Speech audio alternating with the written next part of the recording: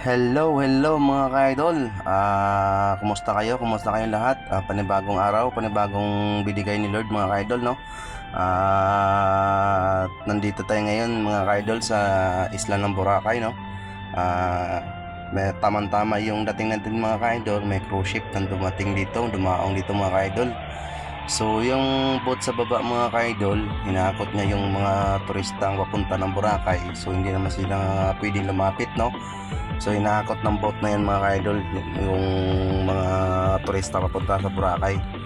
So shout out nga pala, no, kay Mon Calisti. Shout out sa iyo idol. Mabuhay ka hangga't gusto mo. Joke lang. Shout out sa iyo idol. Patuloy lang palagi sa ginagawa natin, no. Balang araw ay makamit din natin yung tagumpay.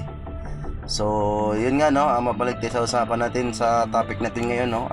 Nandito tayo sa isla ng Boracay. Yan po yung front beach ng Boracay. So, yung hindi pa nakakapunta ng Boracay dyan, dumayo na kayo dito sa isla ng Boracay.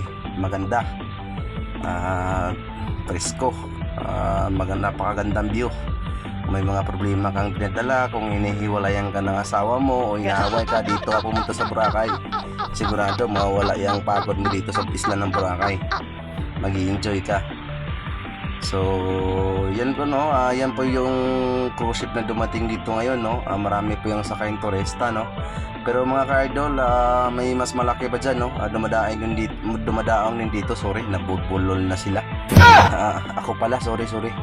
So may mas malaki pa dyan, no, na dumadaong dito sa isla ng Boracay, no. At ngayon medyo maliit yung dumaong.